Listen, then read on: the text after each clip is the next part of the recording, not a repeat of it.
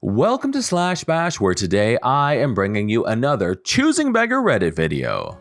In our first story, but they won't cover this course. I was just reminded again of something that happened when I was in graduate school. Because it is unethical for any instructor to tutor their own students for money, obviously you can't be accepting money from someone whom you're setting grades for. The graduate students who wanted to pick up tutoring students could give their names to the department secretaries, who would pass them on to students who called looking for a tutor. Enter the student who thought he was oh so clever. "Hi, I'm looking for someone to tutor me for this math course. It was a senior level math course, Real Analysis, which is a degree requirement at most universities for math degrees." "Yes, I can do that," and I gave him my rates, which were entirely reasonable for that time. "That's twice as much as the campus tutoring center charges." "I know. You're welcome to go there to get tutoring." "But they don't cover this course. They don't cover anything past calculus." "I know. It's pretty hard to find people willing to tutor senior level math courses." Then he started arguing with me about why it wasn't fair he should have to pay me twice as much just because he wanted to take a course that they didn't tutor for at the campus center. I tired of this rapidly. A graduate student's default state is being tired, so I didn't have far to go, and I said, "Look, the people working for the campus tutoring center are undergraduate students. They don't have degrees yet. You need someone with a math degree to give you tutoring for this course, and that's what you're paying for." He left saying he had to think about it.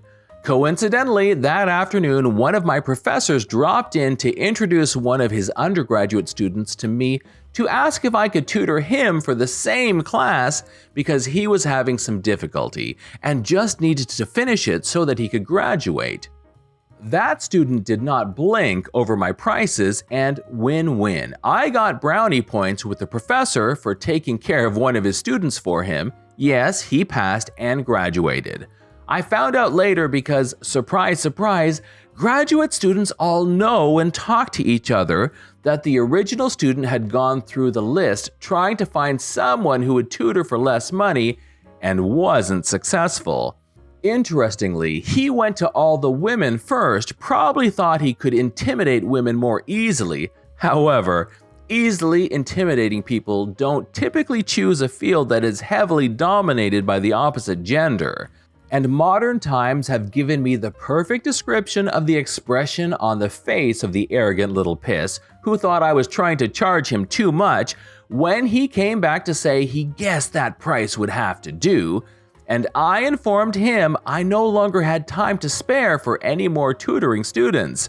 Surprised Pikachu face. My cat's food, after all, is not covered by financial aid. Story number 2, Choosing Beggar demands a girlfriend. I'm looking for a girlfriend. It's mandatory you watch anime or something so we can actually have decent conversations. I don't like therapy, religion, Black Lives Matter, LGBT, people who go to college, cutters, eating disorder, bipolar people, liberals, people with depression, judgmental, antisocial, or any other people who look for reasons to be antisocial. Send your Skype invite so we can talk on voice, or I am going to block and report you. Insult me once and you are out of my life. Not a troll. Download Kik and Skype to add me. Send your Skype or you're blocked and reported. No DMS read. 18 up only. Don't talk to me unless you're meeting up in real life. Final flipping warning. No Skype equals flipping blocked and reported. I don't give a flip about anything else. 18 plus only. Message me to insult and block me and I'm flipping reporting you. Anything you flipping say to me is going to be used against you. So if you're interested in contacting this charmer, use Kik and the username is ForeseeMe. In story number 3, they're not even offering exposure. I've just added bridesmaids as a payment option for weddings. Hello again, Andy. I'm doing a massive flash sale this weekend with 50% off the price you were originally sent. If you're interested in booking, let me know and I can give you more info and the next steps. Oh, great. and you have such talent being able to pull these people's stories into a song. I'm gonna be straight with you, lad. I know it's worth every penny, but we're in a pandemic, and I got back in touch to see if you'll do this one song as a favor. Lily loves you, and I'll get massive brownie points. And if you fancy coming to perform it, I'll take care of you. Bit of grub and a couple beers, and I'll put in a good word with the bridesmaids. I'm sure lockdown's got them like wild animals.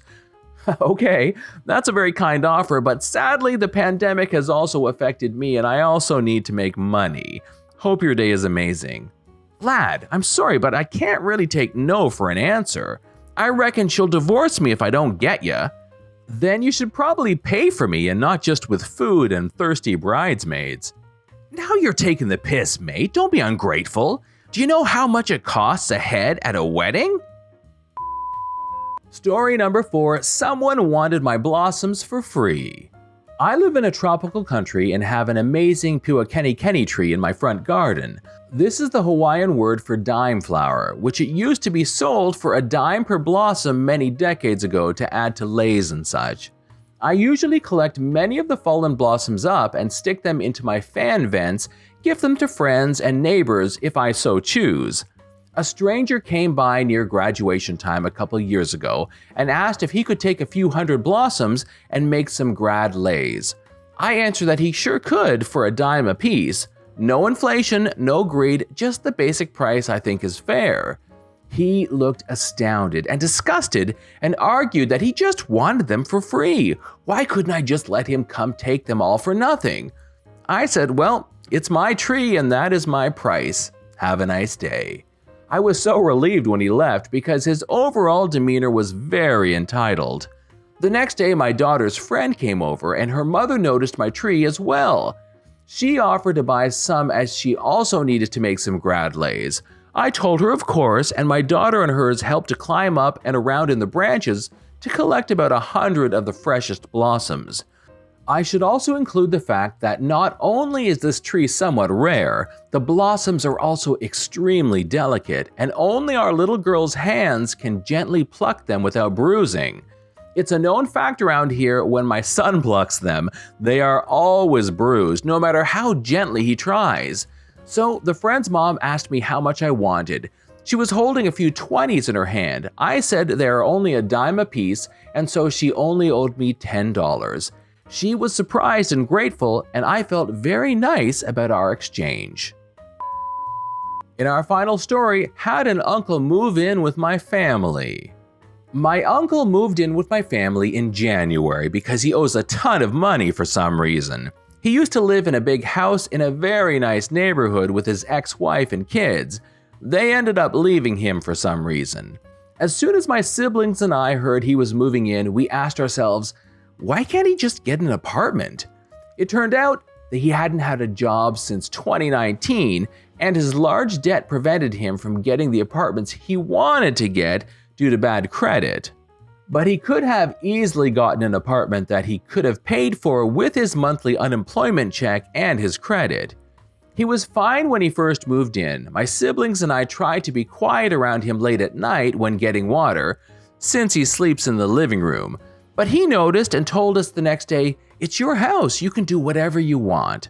Later on, his choosing beggar side started to show.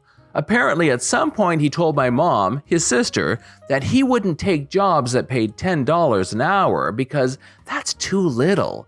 Then he started complaining about how he couldn't sleep because my parents got up early to go to work. Dad and mom go in at 5 and 6 a.m. respectively. The only way we found out about the complaints he has is because he complains to my grandma, his mother, and my grandma obviously tells my mom because she knows we're in the right here. He then got a job in a market that was close to the one he used to work in, but promptly quit because it was a sales job on commission and because he felt like he wasn't making enough money. Then he found a job that was exactly the same job he had in 2019, but with a different company. After a few days of having that job, he told us he found a place to stay that was closer to his job, a room in this lady's house that she was renting out. He told us which day he was going to be leaving, along with something along the lines of, "I can't stand living here anymore with all the waking up before I have to and how uncomfortable I am sleeping on the couch." As the week of his move came, we saw nothing happening. He wasn't packing or talking about the move at all. On his moving out day, we found out that he actually wasn't moving out anymore. His plans changed when he decided the room he intended on renting was too small for him. I guess he'd rather sleep on the couch instead of having his own room, no matter how small. It's either that or he realized he felt more comfortable not paying any rent or utilities. This is John from /bash. Thanks for watching. If you've enjoyed the video and want to be the first to know when the next one drops, subscribe and make sure you click on the notifications bell so that you actually are notified. We'd love for you to drop a like, share with your friends, and we will see you in the next one.